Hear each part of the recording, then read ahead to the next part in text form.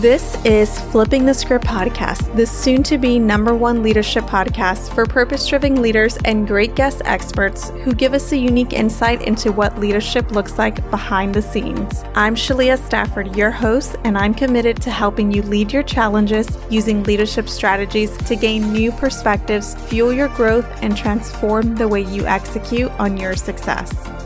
I'm really excited to introduce our guest today, Latisha Springer. She's a new friend of mine that we actually met through a volunteer experience that we both had at a LeaderCast event specifically focused on women. And it's something that united us because it's a core value that we have in helping other women succeed. She is a global relocation specialist, founder, and even more exciting, she is what's known as a Fortune 50 cubicle escape artist. Latisha, welcome and thank you for being here today. Thank you, Shalia. That entrance. Okay, I love it. I'm going to have to take you everywhere with me. Just to my intro. We had a very unique experience when we met back at the LeaderCast experience where we were building bags for our guests coming. And it was a very spiritual moment for all the women who got together there, because as we were sitting there building these bags for the guests that were going to come and have the experience of understanding what it means to lead as a woman, we were sitting there sharing our stories, our vulnerabilities, our successes, our challenges. And that's when I heard your story. And your story really struck me, and it stayed with me for a year. Aww. And so much so that when we met again the following year at the same volunteer exhibit with LeaderCast, I couldn't help but want to share your story with the world. Oh, thanks so much. Yeah, I don't even know how we didn't stay in contact after that experience of, stuff in the bags and just kind of, sharing our deepest, darkest, we went deep, I think it was 5 or 6 ladies with us, yes. A group of us, strangers. We just met, but for some reason we felt really connected to each other and just opened up, and we're totally vulnerable about everything we'd been through and what we were going through now and our dreams and hopes and aspirations. Yeah, it was a really raw moment with complete strangers. Yes, it was beautiful. And I really left there just having a spiritual connection with each of you. And for you, we connected because you did something that many of us always hope to do, but always fear doing. And that's you left your corporate America job, a very secure path, to start on an unsecure path. Yeah, to say the least. To say the least. So tell us a little bit more about those who aren't familiar with your journey. Where did it start? What got you to make that leap? Yeah, sure. So I won't go too far back. I was born in, but I went to college for business. So I went to the University of North Florida in Jacksonville. I have a bachelor's in business management and a bachelor's in business marketing. At that time, I was working for UPS, United Parcel Service, for people who don't know. So I was unloading trucks on the midnight sort, and I was going to school during the day. I was also a mother. I had my daughter 5 days before my 21st birthday. So I was in my second year of college when I gave birth to my daughter, Zoe. And so in college, I was working at night, and my aunt or my ex-boyfriend's mom would keep my daughter. I'd put her to sleep before I left around 8 or 9 p.m. I'd put my daughter to sleep, go to work until about 6 or 7 in the morning, working in the warehouse of UPS. And then I would go home, nap for 2 hours, get my daughter, go to school, and just rinse and repeat, doing this same thing every day. I was basically living on 2 to 3 hours of sleep every day. But after I finished college, I relocated with UPS. So at the time I was living in Jacksonville, and I relocated to Orlando, Florida, still working in operations. But at that point I was in operations management, still working part-time. I did that for a little while. And then I told them that I needed a full-time job because it's difficult, to work a part-time job, even though I was working a lot of hours and the pay was decent. I had free medical benefits, which was all great, a part of working there. But I wanted to do more. And I went to college to do more than, manage the unloading and loading of trucks. No shade to anyone who's doing it. I love my job and it was my favorite job there. But I had a responsibility to my daughter and myself and all of the years I put into college to do more than that. And so I was resigning. I was planning to quit, and I ended up meeting a guy who basically I connected with, who was working. He was the HR manager at the time, and he just happened to be doing a midnight sort visit, because no one ever comes on the midnight, because only crazy people work at night. So no one from the upper management team is ever there. But for some reason, he was there, and he and I just started talking. We connected, and he liked me, and he told me, "Oh, you're great. Like, wow, what do you do here?" And that's awesome. And then I broke the news that I actually just turned in my resignation. So my 2 weeks is up and I'll be leaving the company. And he said, "No way, you're not doing that. I have a job for you. Come see me in the morning when you get off." So he waited for me when I got off, and I went to his office. He was the director of human resources, which I didn't know. And he created a position for me working in human resources as a recruiter. And so I worked in recruiting and safety and things like that, kind of all encompassing. But I switched to working days at that time because I also wanted to be able to spend more time with my daughter and not working nights. I wanted to be home at night and stuff. So he gave me that. So I started working on the day shift. I was working in human resources, doing employee relations, safety, and all that stuff. I really loved that job. More importantly, I really loved working for, his name was Milton. I really loved working for Milton. It was a great experience.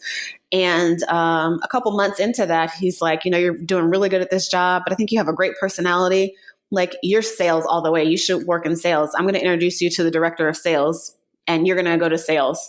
And I'm like, "I am?" I've never, he's like, "There's a great opportunity. There's commission involved. Like, you can do really well. Like, you need to get a new car. You need to take, good care of your daughter. Like, she's going to want to go to college one day. Like, you need to transition out of this role and go into sales." So prior to that experience, he gave me the position of working with United Way as the loan executive. And so that gave me a lot of sales experience, because the loaned executive program, if you're not familiar, United Way does it. They partner with corporations, and basically the corporations loan out their employees, and they pay the employee's salary for that employee to then go work for United Way on campaigning and fundraising. Oh, that's interesting. Yeah. So I was a UPS employee still, but I was loaned out to United Way. So I did that assignment. I think it was 3 to 4 months. I worked for United Way, helping them do campaign and fundraising. So I was going out and speaking with companies representing United Way, talking about what United Way does in the community, trying to raise funds and get money. So I was speaking in front of groups of hundreds of people, and it was just a really good experience for me, and helped me when I then transitioned back to UPS. When Milton said, "Okay, come on, we're going to go meet the director of sales." I met her. I guess they had already talked. So basically, I already had the job by the time I got back.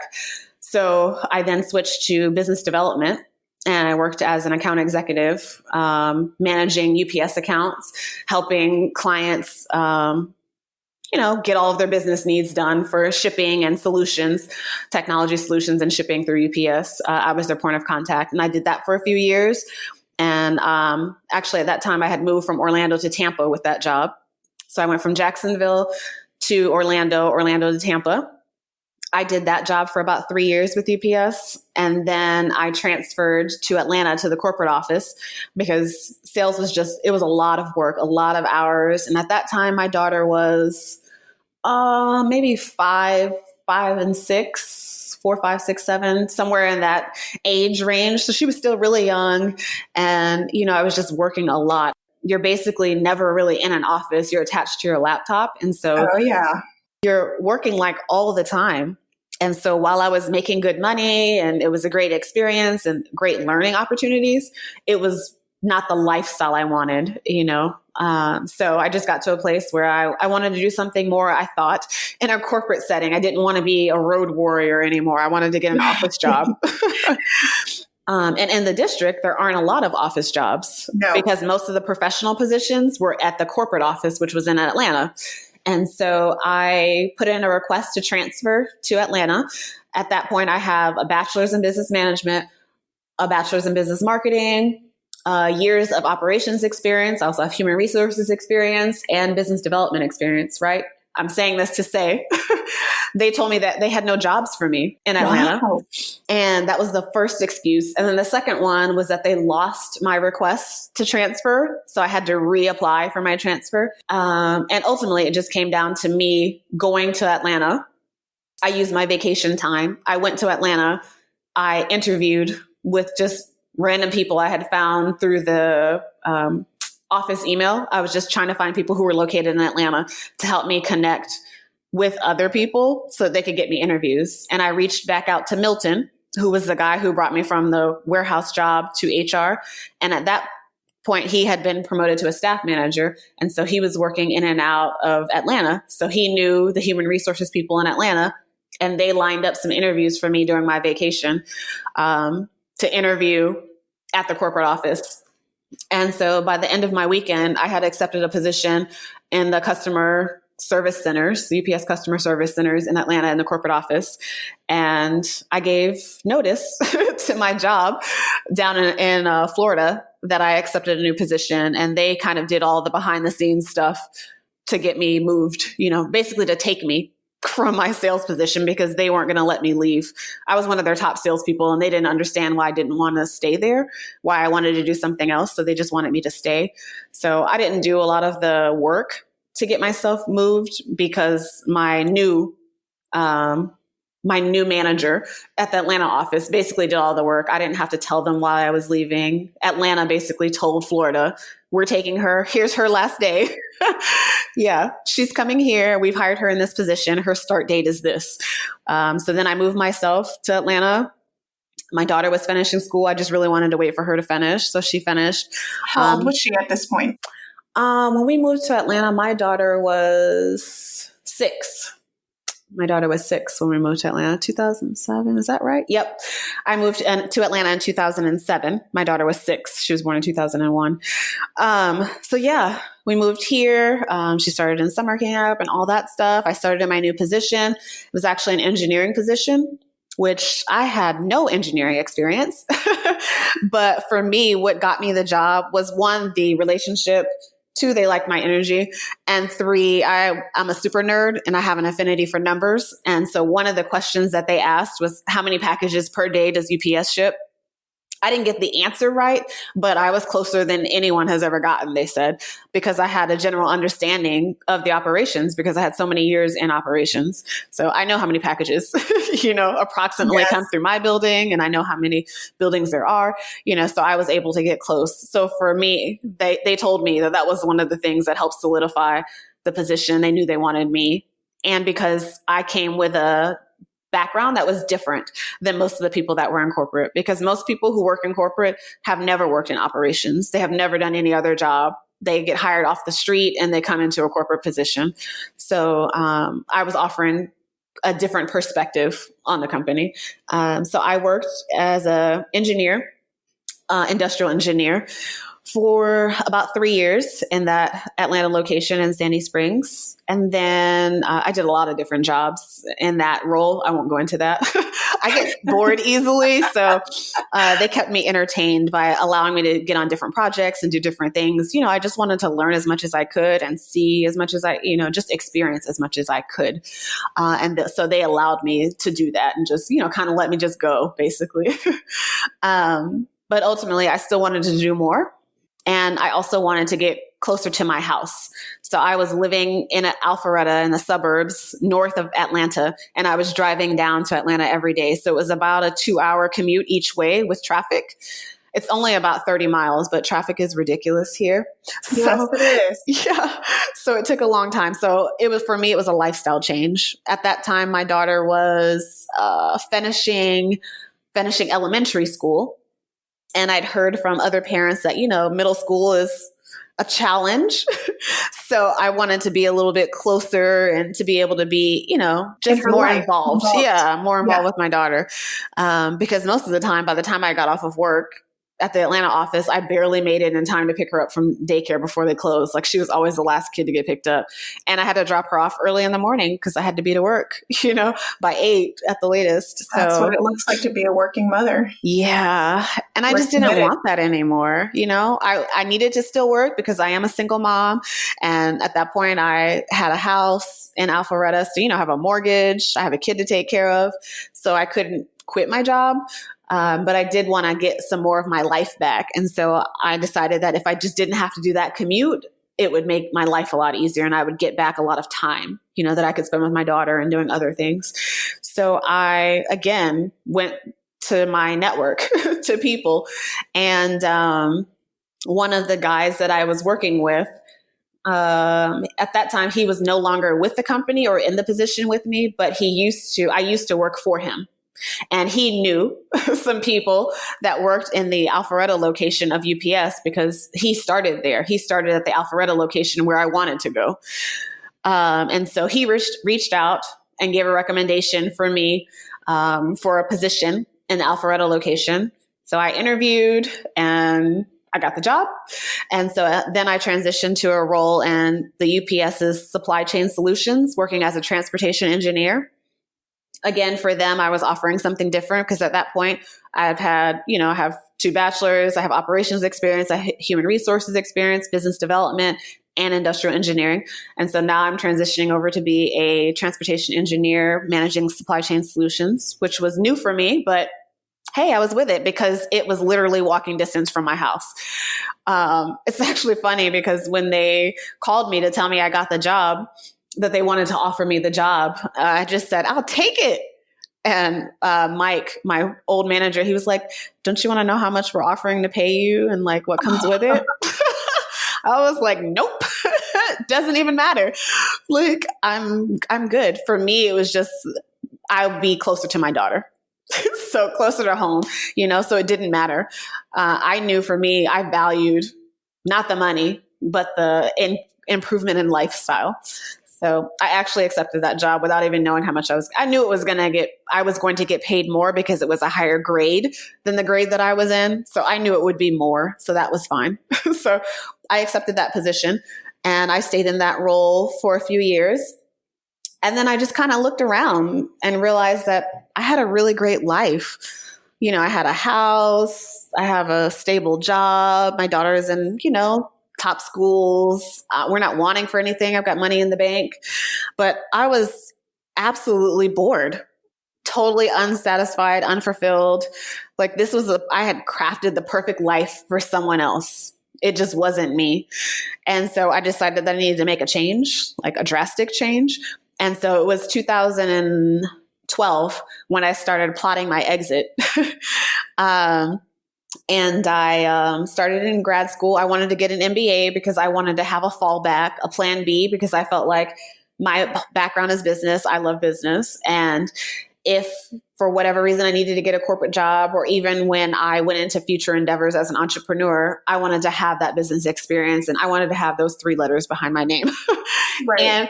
and the network of a strong alumni. So I got into UGA and University of Georgia. And so I went to the University of Georgia and their professional MBA program. And I finished in less than 2 years. I cash flowed it. I didn't want any debt. And so I was working full time still at UPS in that Alpharetta job, that cubicle every damn day.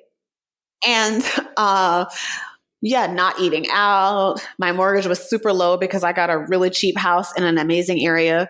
It was a foreclosure, so I had to do a lot of work myself, but I love all that stuff. So I did a lot of work. So my mortgage was really low, like under $600 a month for a 3-bedroom, 2.5 bath home.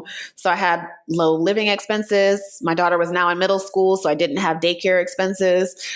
I was packing my lunch. Like I was living bare bones so that I could cash flow grad school. Yeah, that was beyond frugal, but it's okay because I knew that my plan was to finish my MBA and quit my corporate job. And so it was really important that I didn't have debt when I did that, or additional debt. I had my house. At that point, the only debt I had was my home.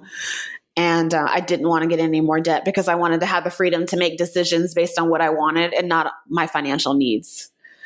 So in 2015, I finished my MBA at UGA, and all within a 2-week time frame, I quit my job. I relocated to South America. I sold everything. I finished grad school, like everything finished like within 2 weeks. I bought 2 one-way tickets for me and my daughter to Santiago, Chile. And we stayed there for the summer. It was kind of like proof of concept.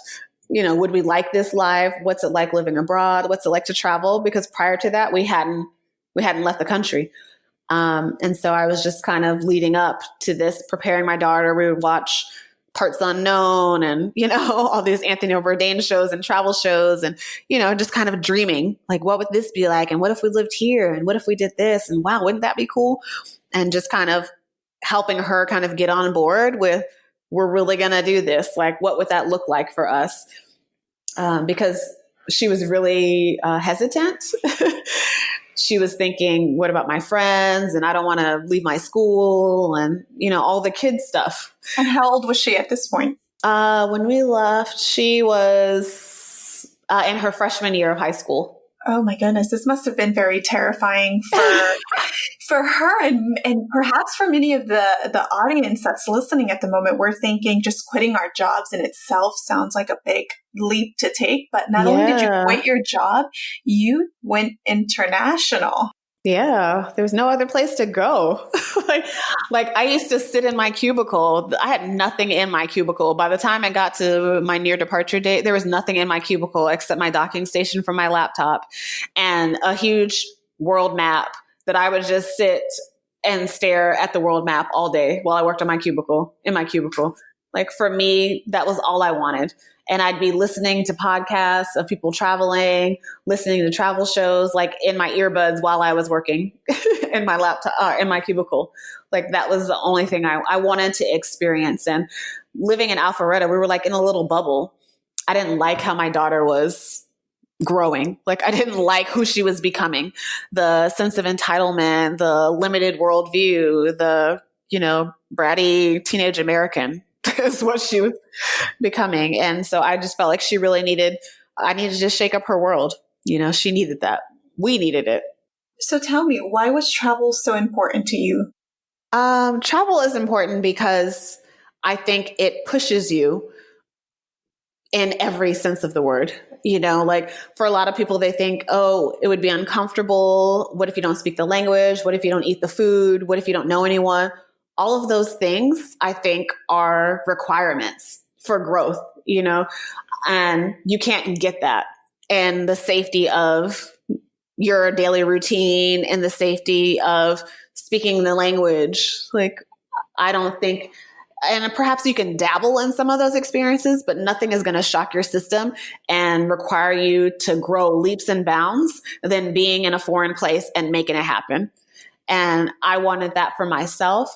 And I wanted that for my daughter. Like I wanted her to know that she could do anything and that anything was possible and that there was such a huge world outside of Alpharetta, Georgia in the US. I couldn't just show her on YouTube, or she needed to feel it, because so much of travel and these experiences is a feeling. I needed her to feel those experiences and have them. Like it's something she'll always have, these experiences. You made a very bold leap of faith there, and it certainly has paid off for you. And it sounds like you were making moves very early on in your career. It's what I like to call investment moves into your career that allowed you to have the opportunity that when you came to that realization that this is it, I'm going to start preparing for it, that you could make that decision. Yeah. You were very diverse in the experiences that you had and where you worked. And that in itself can be a bit unsettling for us because we like to become experts in what we do. Mm. And anytime we jump into a new role with a different requirement, we have to continuously relearn how it is that we navigate our success. Mm. What was that like for you each time that you started within a new role that you had to learn how to be great at what you do? How do you think that shaped your ability to continue to grow, but then to get to that pivotal moment where you're like, you know what? I've had a successful career. I have diverse experience and I'm ready to take that leap and live the meaningful life that I want. Well, you said something profound, Shalia, which I believe that experiences equal opportunity. So without these experiences, your choices are limited. And so for me, I learned early on that the more experiences I got, the more opportunities I have to do other things. And so that was the one thing driving me. The other thing is just personality trait, perhaps a flaw, some might say, is that I need diversity. I need change. Like I thrive in change. I thrive in the unknown. If things start getting normal and expected and regular, like I get bored and unentertained and I just feel like I'm getting dumber. You know what I mean? So for me, I learned early on about myself is that I need change. I need things to be mixed up. For me, if I'm not learning, if I know everything already, there's no fun in that, you know? So I have to create opportunities for myself to do different things, to see different things, to meet different people. Like it's the diversity in those experiences that fills me. And it wasn't until I got older that this trait in me that was oftentimes called crazy and identified as a flaw, it's actually a benefit. And I view it as a benefit now, but I didn't always. This is why I got stuck in this corporate routine, because that's what you're supposed to do, right? Like you finish college, you buy a house, you get married, you have kids. Like this is what you're supposed to do. So I kind of got caught up in doing what I was supposed to do. So talk to me a little bit about that. I'd love to unpack that. We tend to relate to that sentiment. We grow up and either our parents, our peers, or just in general, what we're hearing all around us tell us that we're supposed to live life a certain way. What was that programming, in essence, that you got, that you heard, that made you believe, I think I'm supposed to fit into this box? And then talk to us about the moment that you started to essentially unlearn some of this negative program and lead more with your heart and with the calling to life and what you're really supposed to be in the moment. Yeah, well, I definitely had a lot of unlearning to do because I did not have the best of childhoods. And so I've actually been on my own since I was 16. So there was a lot of trial and error in this learning process. And so there were a lot of things that I had to unlearn and habits and conditions and all of that stuff. But I think the biggest thing that was driving me was just that I wasn't happy. And also I think I fell into the stereotype because I was so much of a stereotype. Like I come from a broken home, alcoholism, abuse, all that, like I think so for me, I wanted to overcome all of that and appear to be successful and have overcome my background. So I'm going to do all the things I'm supposed to do and I'm going to do them the best. I'm going to kill that shit. Like I'm going to be the best one as a non-stereotypical. I'm going to be so damn normal. Like that was my goal, was to be normal because I just never felt like I was. And so the goal for me was to always be normal so that I could be, accepted and I can actually be, normal, because I've never had that. And once I became a mom, I wanted it even more because I wanted my daughter to have a normal life. I wanted her to have perceived stability and safety. And, my dream was to buy a house. Like I always admired people who have like friends from kindergarten. I never had that. My family was in the military and we moved a lot, and, just a tumultuous marriage my parents had and moving all the time and going back and forth. I don't have longtime friends. I never stayed in a place, more than 2 years. And so I wanted my daughter to get to have friends for a really long time, like that they knew from school, and just this normal life is what I wanted. So I think I was driven by overcoming the idea of being a stereotype. And my daughter's a stereotype as well. Like I said, I'm a single mom. That relationship didn't work out. So I was even more driven to be normal and give her a normal life. I think that's really where all that came from. Well, I know that's where it came from for me. That's what was pushing me to do the normal thing. It's interesting that you say that, because I think many times we run from being a statistic, and then we reach this pivotal moment of what's defined as success, and we find out that we're actually another statistic on the other end of the spectrum that we didn't realize prior to. We become part of those over 80% of people who hate their jobs and aren't living in their purpose. We don't get taught how and when to chase our dreams. Yeah. And what that journey looks like. Yeah, I think it's so much of a personal journey. And I think we allow input from so many outside sources into this personal decision, and I think for me, it was just a moment of sitting and just looking around like, this is it?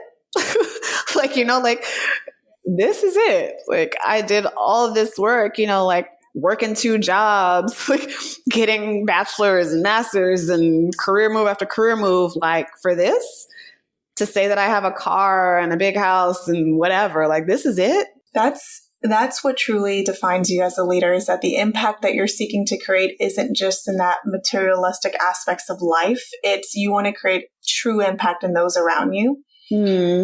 And that's starting off with your daughter and within yourself. And then it's this ripple effect all around you. And I see that in you. You are so giving of what you do and who you do it for, with your volunteering with different nonprofit organizations. And, there's a particular moment that stands out in our interactions recently when we were volunteering at LeaderCast. Oh. We were downstairs in the lounge for some of the guests that were coming in. And part of what our job was to do is to help them with their experience and guide them to where they were going. And in that, there was a man who had a crutch, and he was ordering coffee. And we were mid-conversation, and it was just instinctively for you to go over to him and see if you could help him carry his coffee. Oh, wow. Little things like that where it's instinctive in you to just run and provide and offer assistance where you can to give back to those who need it. So it was a very beautiful moment to see within you. It was one of those that really helped. That. Of course. That's sweet. Yeah, I think that was one of so when I gave my resignation at UPS, a lot of people were like, it didn't make sense. For a lot of people, It didn't make sense. Like, what are you doing? Like, how can you, and what are you going to do? Because I didn't have another job I didn't know what I was going to do. I didn't have anywhere to live in Santiago until like 2 days before I left. Like, I had a one-way ticket. Like, there were so many question marks when people were asking all these questions about what's next and what are you going to do? And I had no answers. And so for a lot of people, it didn't make sense. And so the only thing I could tell them was that I didn't feel like I was doing anything. Like, I wasn't contributing to anything. I was, doing all these reports and working with higher ups and, again, making good money and maybe helping a few people in their career, I guess. But I didn't feel like I was making any kind of an impact. And I wanted to make a contribution to something, that wasn't tied to money or a title, or because I just found that to be unfulfilling. And so I wanted to do something more. And I just felt like the way to do that was to go into the world. And I started telling people, my tagline was, I want to work in the world, not in a cubicle. I felt so limited by that space. And I just wanted to go out. And I think maybe a month before I left, I visited a friend's church, and the message for the day was, God is on the move. Will you follow him? And I was like, oh, okay, I'm not a religious person, but that spoke to my soul. And that was just what I needed to hear, because it was such a big leap of faith, like all these questions and unknowns and having absolutely really no plan. I like to say I do loose plans. But for me, that just kind of confirmed that I was doing the right thing. And from that point on, I just made a commitment to go where I felt led. And I felt like, I didn't know why, but I felt like I was supposed to be outside of the US. I felt like I was supposed to be traveling and gone. I felt like I was supposed to be on the move, going somewhere. Tell us about that moment, because For those of us who daydream about traveling and are those like you listening on their headphones at work, dreaming of that Run from your day, cubicle. run. No. What was it like, that moment that you stepped off the plane, that first year? Tell us about that first year that you launched into it.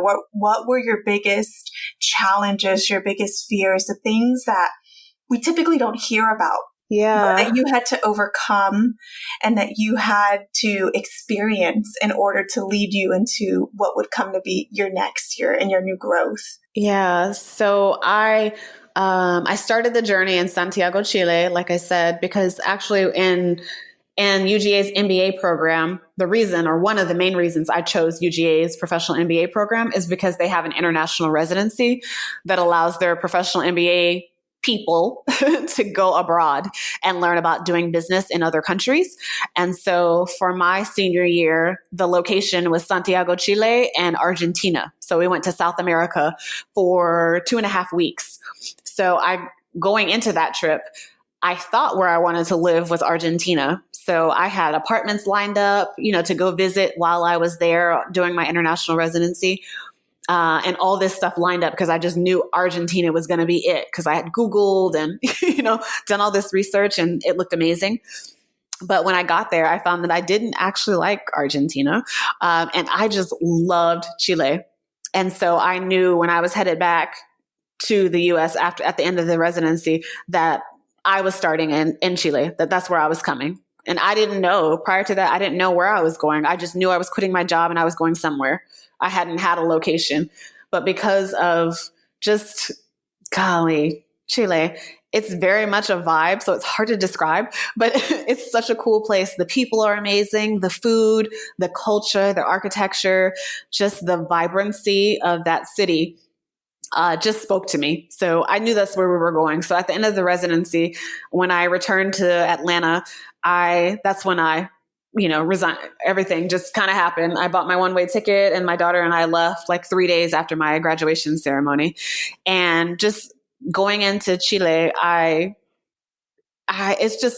it was happy. Stepping off the plane.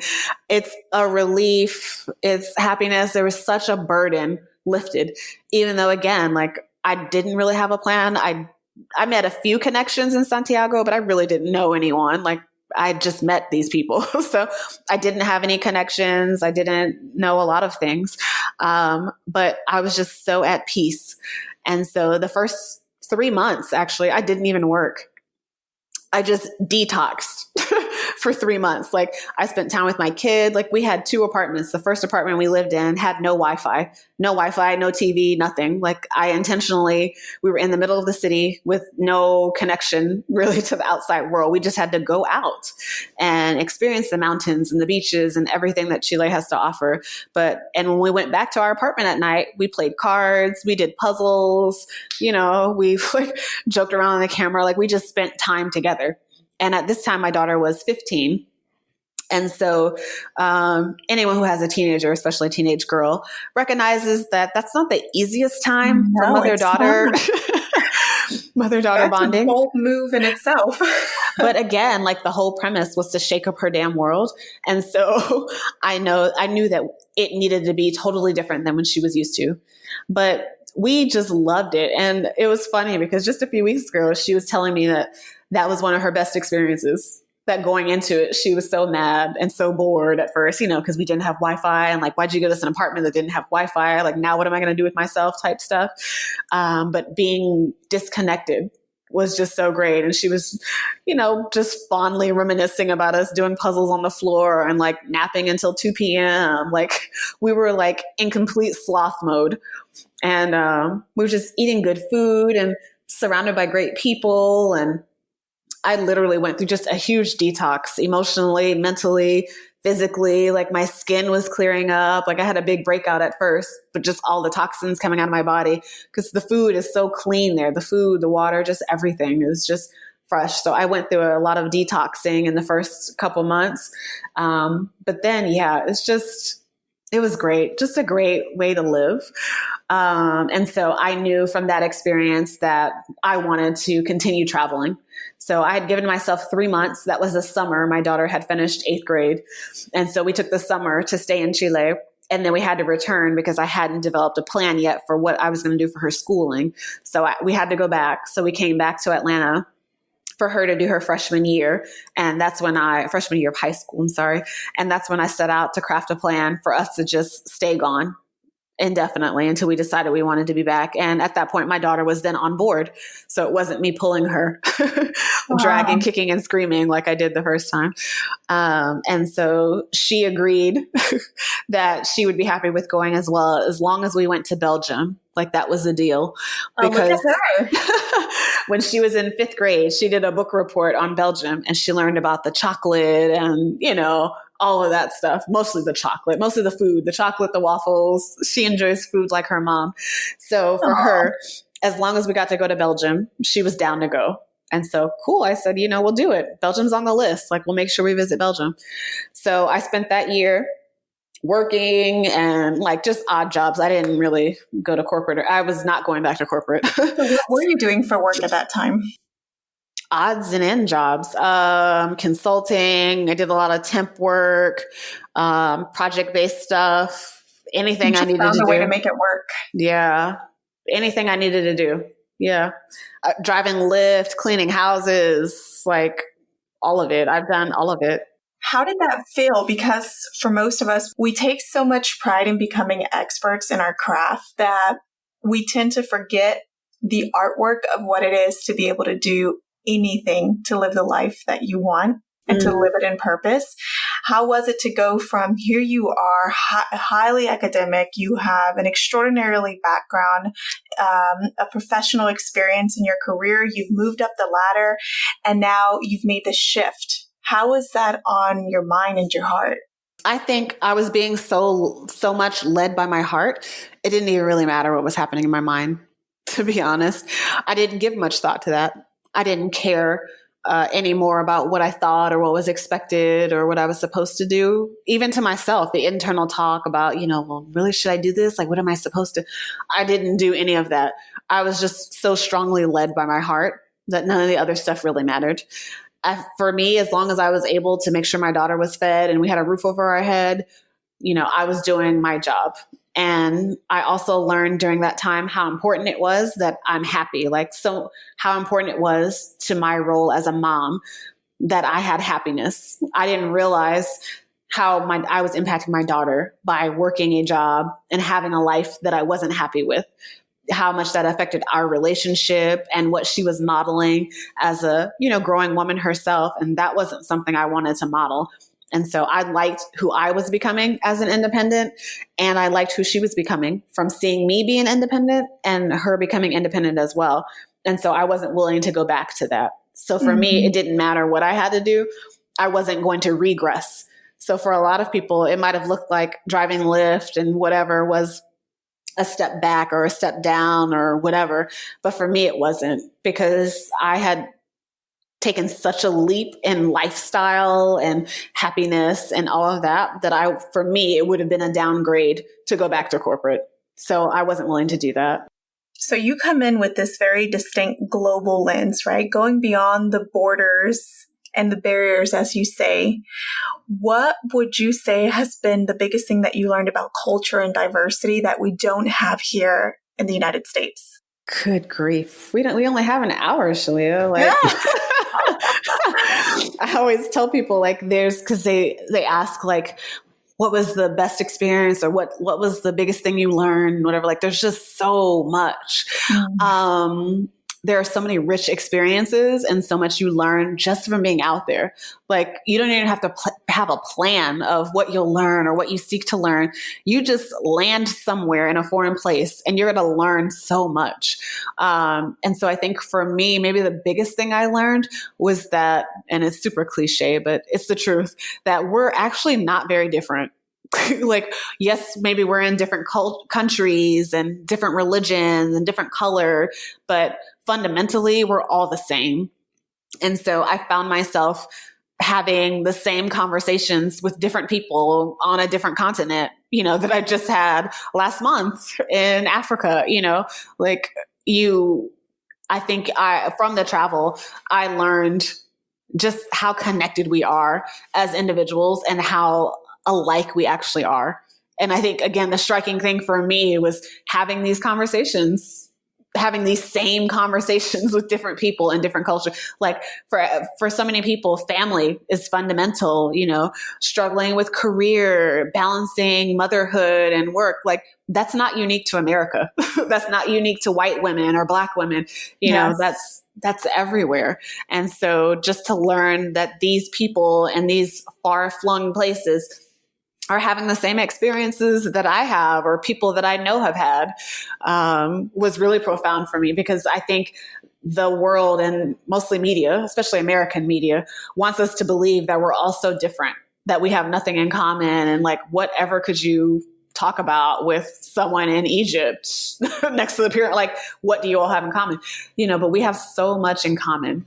And I think travel also had me lose my faith. I didn't have much faith anyway, but lose my faith in news outlets and media and the American government. I won't get into that, but just what you see with your own eyes, to see that what they portray as these third world countries and foreign places, it's not what it's perceived to be. It's not how it's perceived to be. So I just tell people, turn off the TV, buy a plane ticket, and go into the world. And you can start small, like start where you are.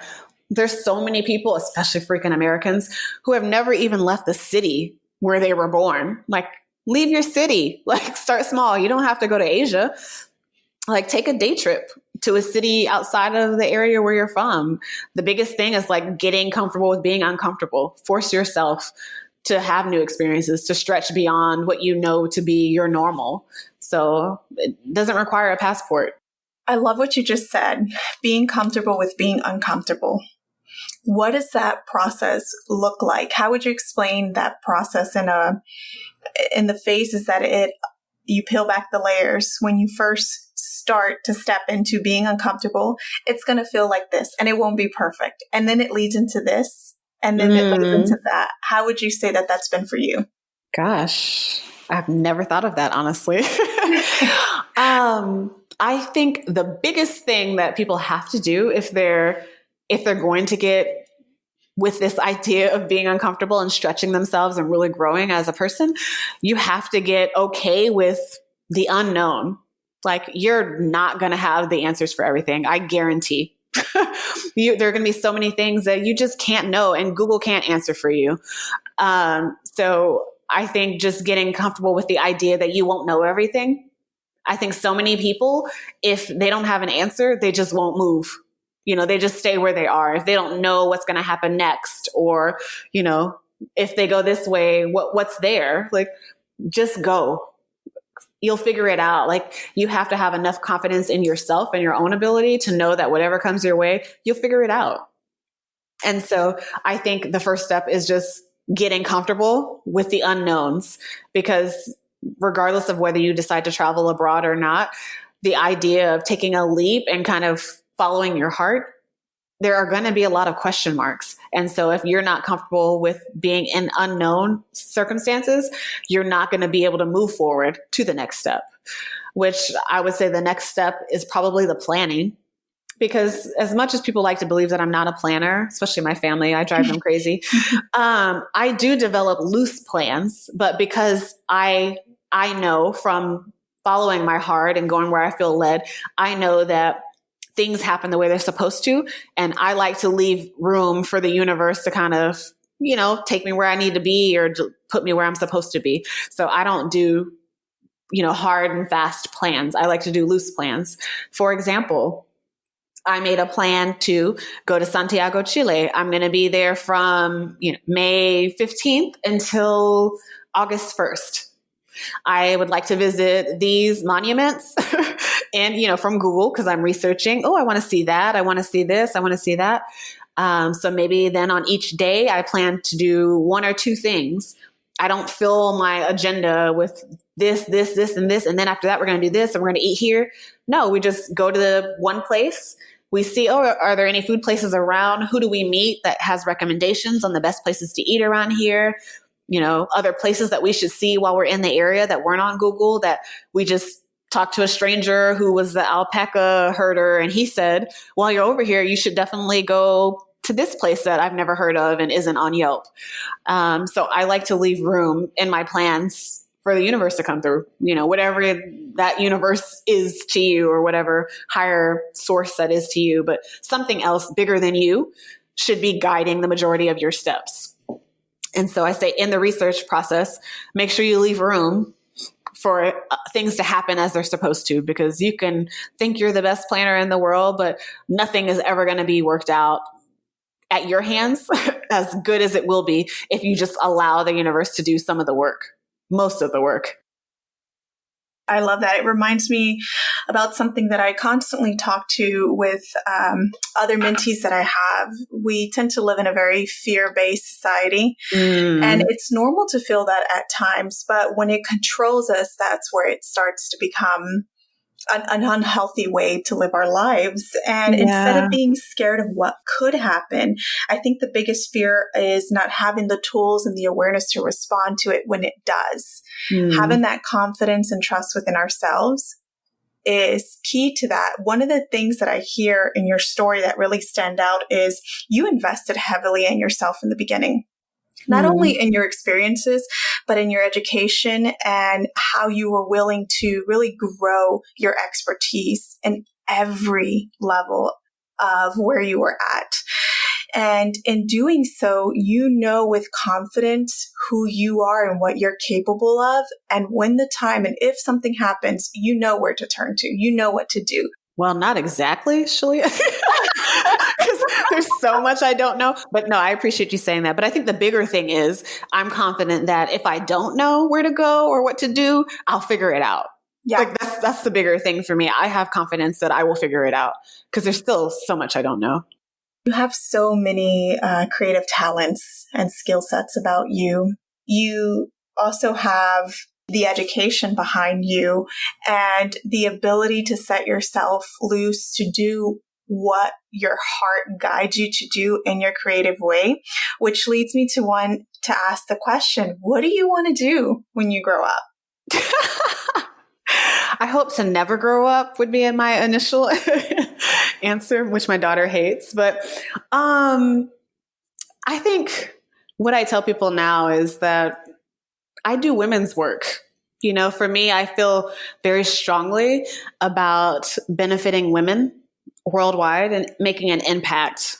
I think if I don't know what vehicle that'll come through, because like you said, I have various interests and talents, as you say, but I have a lot of things that I do and can do, and I'm sure will do. Like I definitely haven't finished learning, so I don't know what the venture will look like or what vehicle I will use. But ultimately, I want to have made an impact, specifically on women and children, is where I feel most compassionate, most led. So yeah, I think the biggest thing is I really want to help women, especially moms, to design their lives and not just fall into it or, have their life made for them. I want them to take ownership of their future, of their life, of their careers, and, just be their best self, not just, I think as women, we oftentimes keep ourselves so small. And I think a lot of that is fear-based. But, there's probably a lot of, other things too. But I have found that a lot of it is fear-based. And so I would like to help women use that fear as fuel, to kind of push them to do more and see more. And again, just outside of whatever the barrier or perceived barriers might be, whether that's money or borders or whatever, I think for everything, there is a solution. So if I can help in some way, help them find that solution or help them have the confidence that they can find that solution. I want to be able to do that for them to live bigger, bolder lives, not only for themselves, but for their children and other people's children. Because whether you have children or not, as a woman, naturally we impact children and smaller people, so whether you're a mom or not, you're impacting future generations. And so, like I said before, we owe it to them, to do more, to be our best, to live as big as we can, to go big, not to be settling for small. It's all women. I always say it begins and ends with women. Whether you're a mom or not, that has nothing to do with it. Everything is dependent on the success of women. And so for me, I know that if I can impact the lives of women, I can impact the world and the future generations to come. Like everything starts and ends with women. You said that in 2019, this was your 4th year as an independent, and you've learned quite a few lessons about the highs and lows that come with being an entrepreneur. And you know what? Quite frankly, we don't talk about those highs and lows enough. For someone that's looking to step out of the corporate world and design their life, what would you say is the biggest lessons that you've learned as an entrepreneur? I think the biggest thing for me is people. Everything comes back to people and relationships. And in America, this isn't as as popular. But from living abroad for 3 years, you get to pick up these other cultures and the way other people live. And so very much outside of the US, it's so much about community and helping each other and just supporting each other. And so I learned about myself that I crave that and I need that. I was so used to not having that village around me, not having that support system, not having strangers just want to see me win. I had these experiences while living abroad. And so to come back to the US, regardless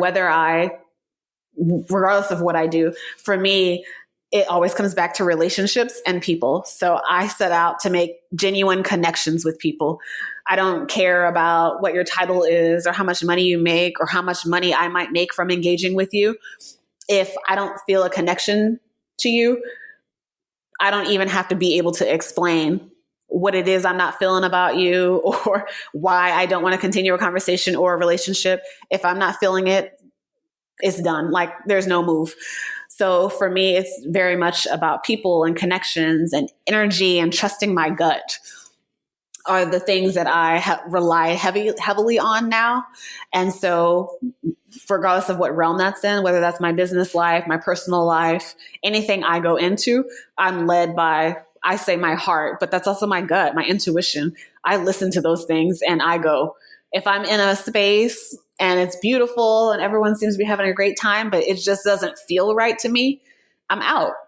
Like I don't owe anyone an explanation of why I don't want to continue a relationship or why I don't want to stay here. I'm leaving. So I've gotten very firm in how I feel and what I will and won't do or allow in my space and in my life. Just valuing myself more, I think, is the bigger thing. Valuing myself, valuing the relationships around me and the people around me, because so much of the way I am filled is by people and interaction and the energy of others, which I didn't know about myself from, just going the corporate route and living that traditional normal life. I never really experienced that. So for me, just being filled by others, I know that I need that. And so connections are a big part of how I make decisions in all areas. Did you feel like you could be the authentic you when you were in corporate America?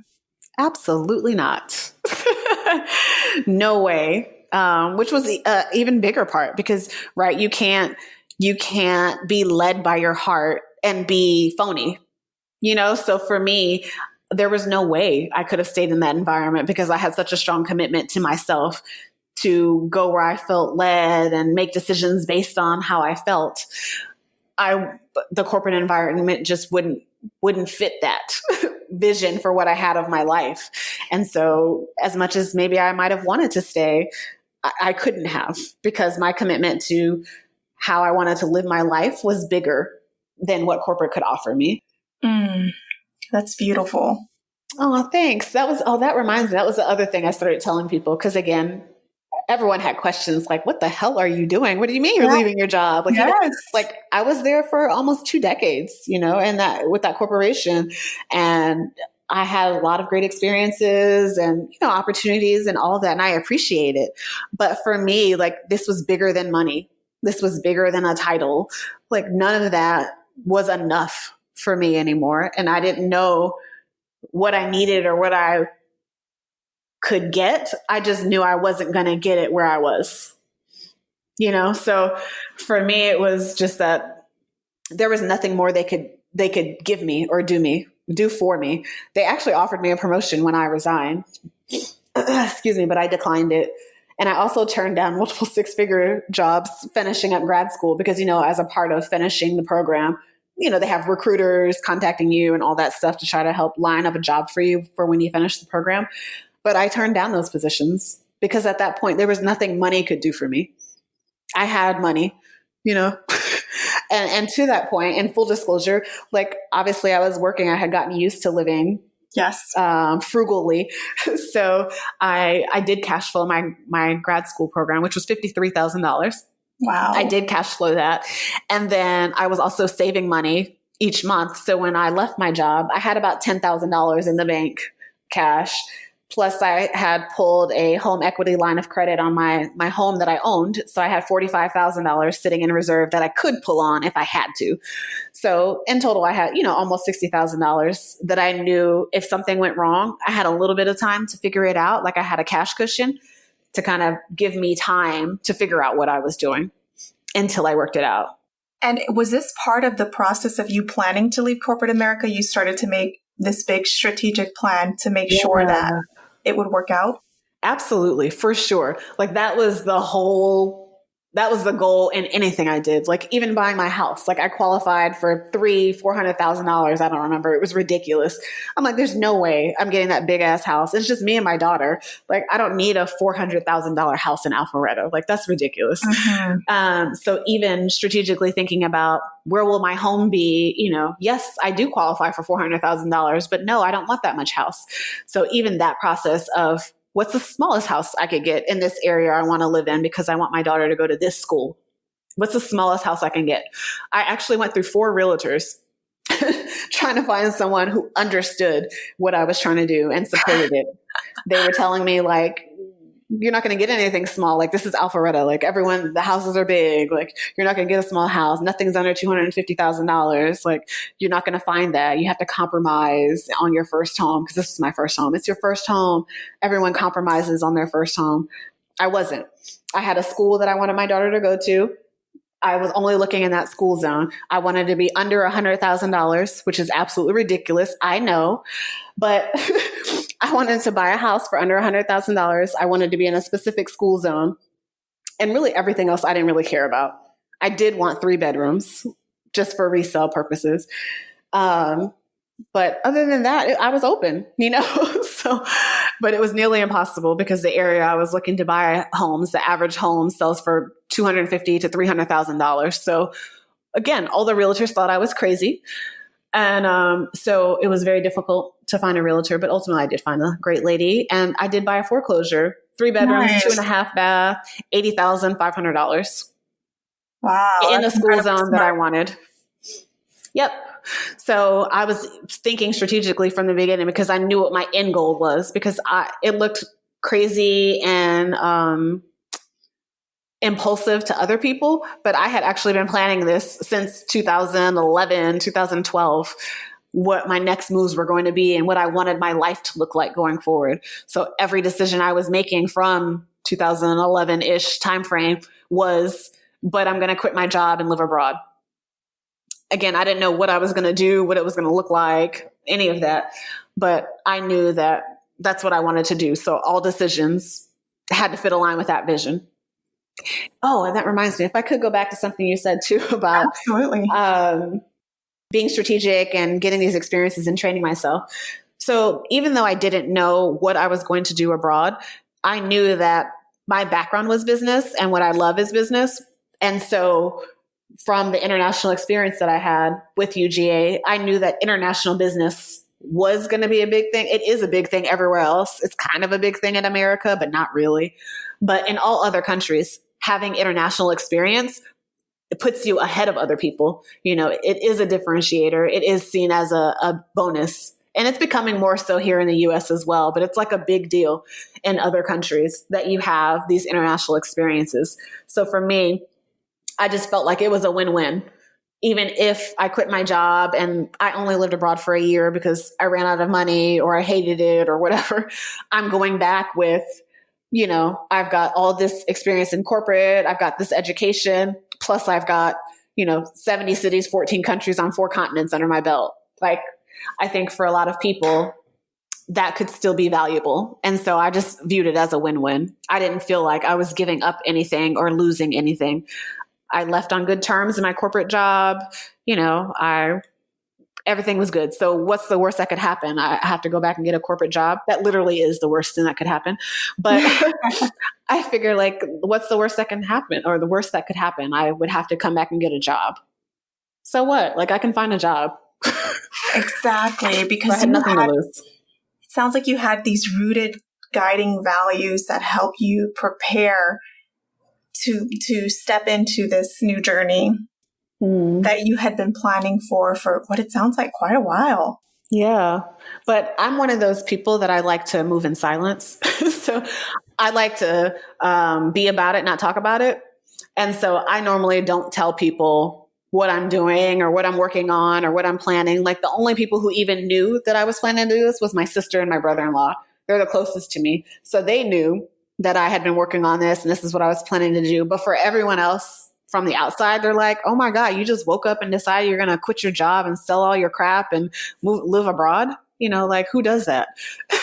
So it looked extra crazy to a lot of people. But I think oftentimes if you share too much with people, they like to pee on your parade. And I didn't want any of that. Like, I was committed to my vision for my life, and I didn't want any outside feedback from anyone. And I was willing to deal with whatever consequences came from that. What is your number one priority today? Freedom. That's it. That's all I want in any situation. Like, I want to be able to make decisions based on what I want and how I feel and where I want to be, not what I have to do or what I'm supposed to do. It's freedom. That's it for everything. That's my driving, my guiding light for everything is freedom. Not the money, not the status, not the title. It's freedom. After you've experienced freedom, you just can't go back. I just can't go back to that life, that way of life, by any means necessary. But it's still very hard work to be able to maintain everything that we do as entrepreneurs. Yes. Is it ever? Yeah. Oh, I'm sorry. I digressed. The highs and the lows of entrepreneurship. Yes. I think this goes back to, again, being comfortable with unknowns. I think for people who need to know the next step is there before every move, wouldn't be comfortable with entrepreneurship, because so much of what we do is based on, okay, I don't know how this is going to happen, but this is what I feel I need to do. And this is what's best for me or for my business, or this is the direction I need to go, even though I don't know what's going to happen, or you just need to trust that the stair is there. I think that was a Martin Luther King quote, but anyway, you have to trust that if you step out, you know that there's something's going to be there. You don't know what it is, but you're good. And I think for a lot of people, that takes a lot of courage that they just can't muster.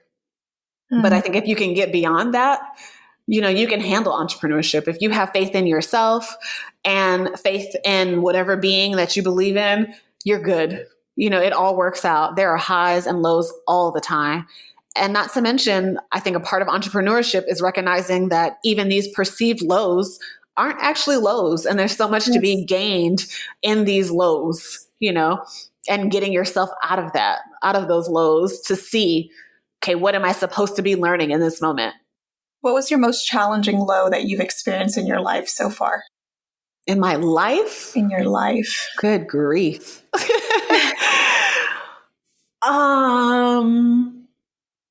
Gosh.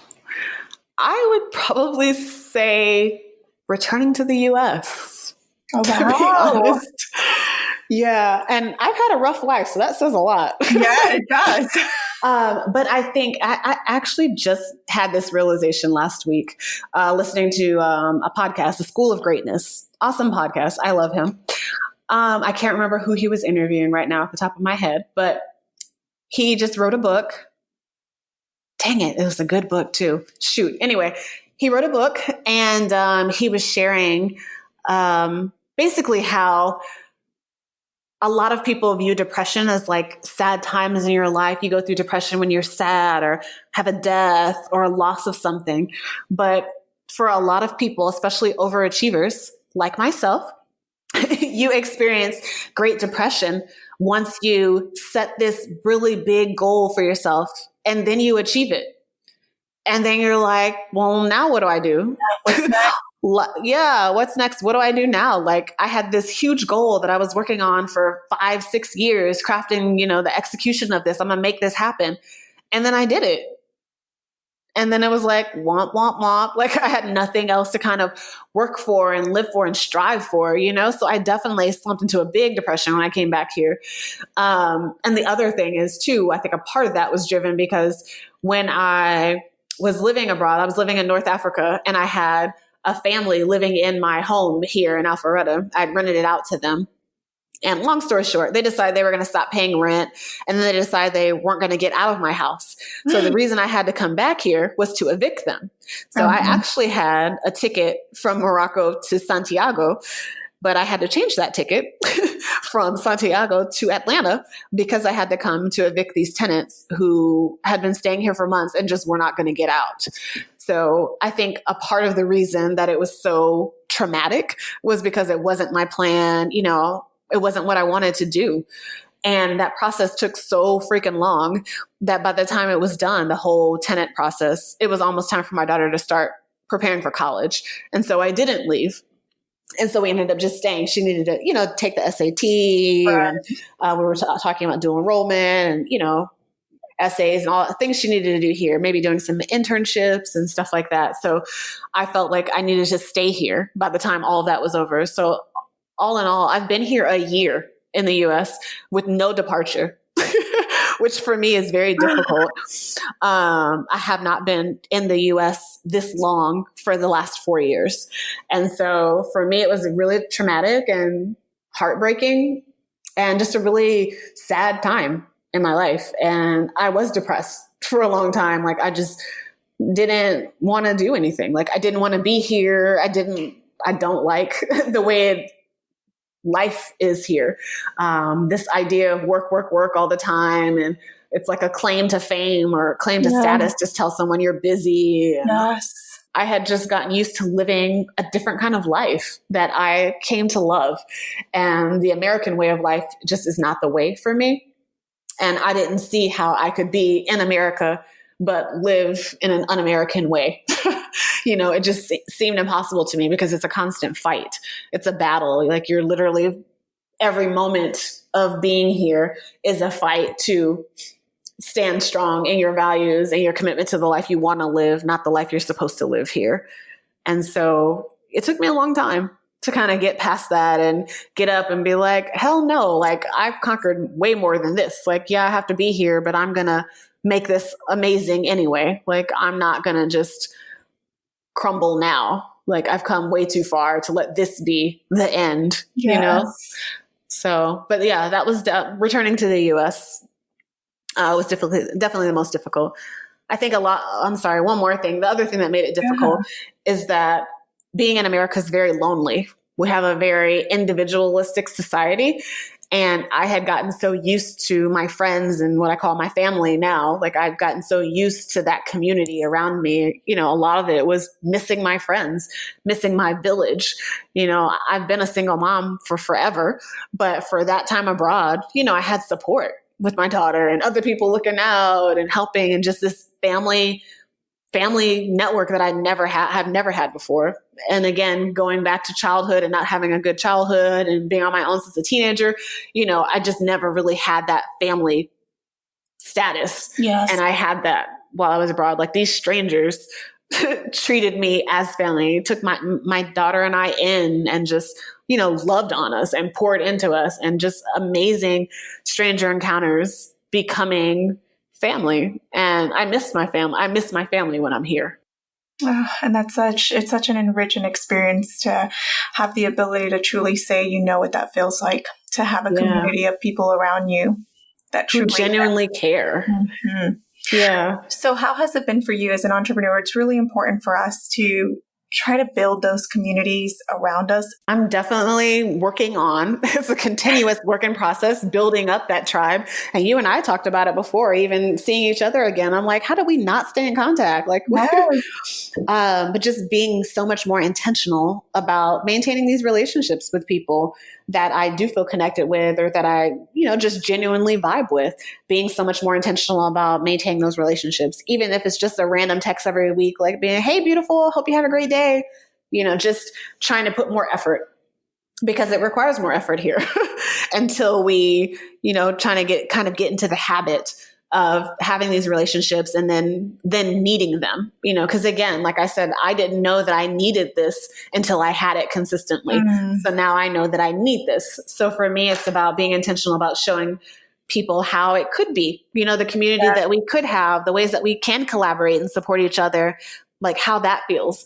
And really it's just giving with no expectation, supporting with not expecting to get it in return, which means sometimes it's disappointing, but it's less disappointing when you're not expecting someone to do the same for you. So I'm just really open in my interactions with people. Like, I don't know what it will be, where it will go, what it will lead to, but I don't care. I'm going to be in this moment and just enjoy what it is right now.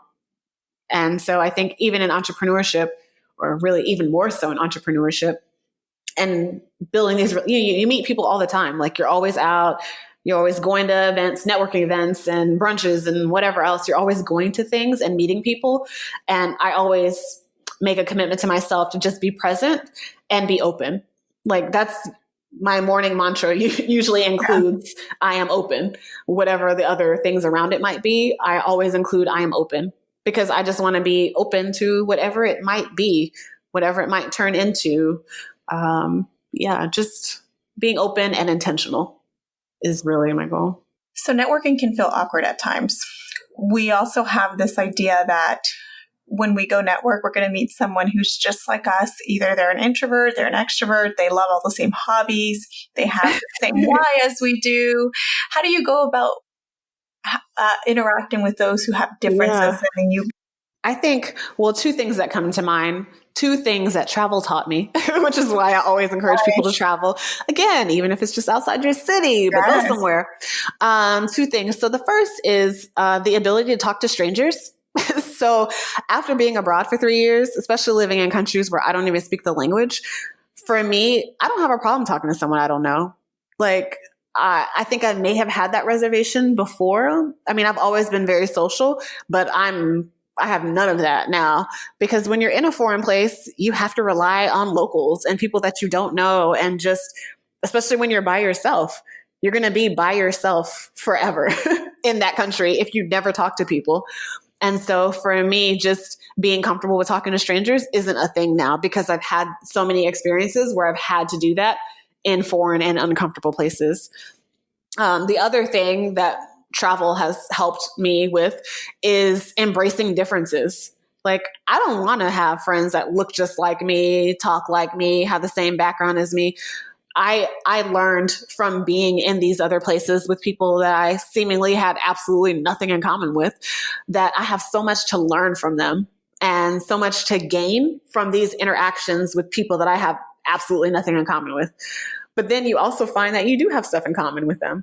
So it's learning the skill of digging a little bit deeper to find out what your commonalities are, because they're there.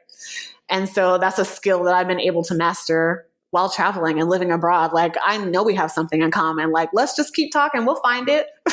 Or let's go do something together. Like, it's going to come out, And I think a lot of times too, the place where people go wrong with networking is that they go in with like this expectation of, okay, I'm going to get 5 business cards today. I'm going to connect with 3 people who are in my industry, and I'm going to reach out to 2, and one of them I'm going to have lunch with. Like, just relax. Just know what I mean? Yeah, go in, no expectations, be open to whatever it might be. Don't go in with this set agenda. And you can tell who the agenda people are. Hi, nice to meet you. Let me give you my card. Just relax is what I tell people. Relax, be genuine. And when it comes down to it anyway, I think what business people forget, and even entrepreneurs too, they forget that in business, people want to do business with people that they like. Nobody cares how many degrees you have and what your GPA was. Like, do they like you? Are you an ass? It doesn't matter how qualified you are. If you're not good, fun to work with, or not even nice to work with, if you're not good to work with, you have bad energy, or just, I don't know, a bunch of drama happening in your life, like no one's going to want to work with you. They don't care what school you went to or who your dad is. Maybe who your dad is, but normally none of that matters. Like, they want to know, do they like you? So your mission in any networking situation, any setting that is deemed networking, should be to be likable, not to get a business card or whatever. You can't connect, or nothing will happen until you've proven your likability factor. And the other thing I'll add to that too is that I think people also miss opportunities to network because they think networking happens at networking events. Networking happens everywhere, at the grocery store, at your kid's soccer game. Like, it doesn't have to have networking event at the end of the title in order for you to view that as a networking opportunity. I talk to everybody. I don't care if you're the janitor. You don't know who the janitor's cousin is. Right. You should interact with everyone as if you just genuinely want to connect with them and be curious about who they are and connect. Like, for me, that's I've learned about myself, because obviously I've done a lot of work, internal work, to kind of get to this place. But the thing that I learned about myself is that I'm obsessively curious.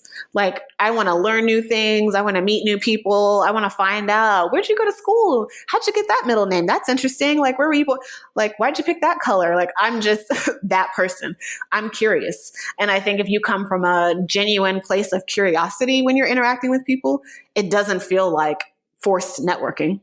You're just getting to know them, learning more. That's a lesson that I learned at a very young age, that there's always something that you have to learn from somebody, including the person living underneath the bridge.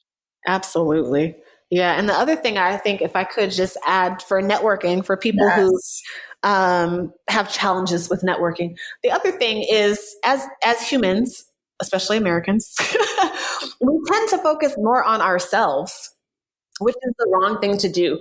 Like, I think a lot of people make networking awkward because they talk so much about themselves and want so many people to know about them and what they do and what their title is and how they're, how much money they're making or whatever. We focus so much on ourselves. But I think when you flip the script, if you would, yes. flip the script and focus on the other person and make that interaction about them, it's so much easier, because again, naturally, we like to talk about ourselves. So if you introduce yourself to someone and ask them about themselves, it's a really natural conversation. You don't have to, hi, my name is Tommy and I work in, and I do. That's the wrong move. Go in with a curiosity to learn about that person and seem genuinely interested in who they are and where they come from and what they do. And I feel like, more importantly, don't go straight into business. Yes. Because people like to work with people and people like to hire people. Get to know them as a person first. Make it relational. Learn more about them. Don't go straight to, what do you do for work? Or, I don't know, how long you've been at your job. Go to the big talk. Yeah. Yeah. Or make the small talk about personal stuff. Not too personal, but, more relational, more getting to know them as a human, as opposed to their corporate persona or their professional persona, which so many people have, especially if they're not entrepreneurs. So where do you find peace? Peace. Anywhere there's water. Anywhere there's water. Actually, I know I told you I had 2 meetings this morning that I was feeling a little anxious about because it's kind of a big deal. But on the way here, I had a few minutes early. I was a few minutes early and I was nearby. So I said, let me just stop. I saw a bunch of trees and then there was also a stream there. So I just pulled over and went and walked along the stream for a few minutes and just, centered myself. So for me, and I'm a Cancer sign, so I won't go all horoscopy on you, but water is where I'm definitely drawn to, and it's peaceful for me. And I also learned about myself, mountains. I never knew this about myself, but living in Morocco for a year, there's mountains everywhere. And so I spent a lot of time in the mountains, and there's just an extreme amount of peace that I experienced from being in the mountains. And I crave like being in the mountains now, and being, just surrounded by nothingness is very peaceful for me. I love that you have that ability to recognize the self-care that needs to happen to keep you intentional with your life. I try. It's hard in entrepreneurship, because the thing about working for yourself is if you're not working, you're not making money, or at least you're not creating additional streams for money. So we have this work mode. So as an entrepreneur, you have to be so intentional about prioritizing yourself and your self-care. And that for me comes in ebbs and flows. Like if you meet me, or if you met me this week, I look like a chaotic person who hasn't gotten any real sleep. Like I haven't really slept like more than 3 hours probably each day in like the last week, because I've been working on preparing for this meeting that I had today. So, I mean, it comes in waves, right? And then sometimes you'll meet me and it looks like I'm just chill and I don't even work because I'm having so much peace and free time and relaxation. So I think for again, entrepreneurs, it's just important to be open and flexible, because so much of what we do is in waves and temporary and unknown. What object would you save if your house was on fire? Nothing. I genuinely, I feel so good being able to say this, actually. Such a great place. I genuinely, unless you call my daughter an object, I genuinely have no connection to material things, which I could not have said 4 years ago. I swear, like I had a house full of shit, an attic full of stuff I never saw. But with the idea of knowing that I was going to live abroad, and because I'm an extremist, I do everything to the extreme. So I lived abroad for 3 years out of a carry-on. So I didn't even have a bunch of checked bags. I didn't do checked bags. I did none of that. I lived out of a carry-on for 3 years while abroad. And so obviously that requires a lot of life editing and purging and kind of letting go. So I did that work already. So for me, and coming back to this, I just don't have a huge connection to things, because I just found them, again, to be unfulfilling. And for me, the goal is to be fulfilled. And I found that things don't do that for me, because I had been there, done that, like I tried that. I had money, I bought stuff. It just didn't do it for me. And there was a time when it did, when buying a new outfit and feeling cute just, made my whole entire day. But now, like, I'm sitting here in a $3 thrift store dress. Like, I could care less. It's a cute dress, though. Yeah, for real. I have a great thrift store. But for me, I'm just not driven by things, and I have no connection to material things. I guess I feel like the one thing I did have while I was abroad was my passport. Like, that's my most valuable possession, is my passport. So, but being in America, it's not that big of a deal. So if my house is burning down here, I wouldn't worry about going and get my passport. I'd just get another one. But while I was abroad and living out of my suitcase, the one thing that I did value was my passport. So I always kept it on me. I never left it at my place or whatever. It was always tucked away. So I did put a large emphasis on my passport. So I would say that's the most valuable thing to me. As we wrap up this episode, tell us, what's your next big adventure and how can people get in contact with you? Oh, gosh. Normally that wouldn't be a tough question, right? But because the universe has a sense of humor and is always playing tricks on you, you think you have a plan. Yeah. But then they say, wait, nope, we got this for you. So I thought I had a plan, but that might be changing now. So I can't exactly say what's next, but a big move and an ability to make an impact like I would like to make it is in the works. So we'll see. But I'm definitely hoping to make a big impact. But the best way to stay in contact with me or get in contact with me is on my Instagram. On IG, I am designed by L, just the letter L, designed with ED, designed by L is my Instagram handle. That's the best way. And that has my email, and every other way to contact me is via my Instagram. Perfect. Well, thank you so much for joining us today and showing us how you decided to flip the script and design a life that's in purpose and leading with impact. Thanks for having me, Shlee. I appreciate it. This was fun. We'll have to do it again. Thank you so much. If you found even the smallest nugget of wisdom in this episode, share it with a friend and your friend will thank you. Let's continue the conversation with like-minded leaders and join us on Facebook at Go Flip the Script. Until next time, I challenge you to incorporate what you learned today to evolve your leadership impact.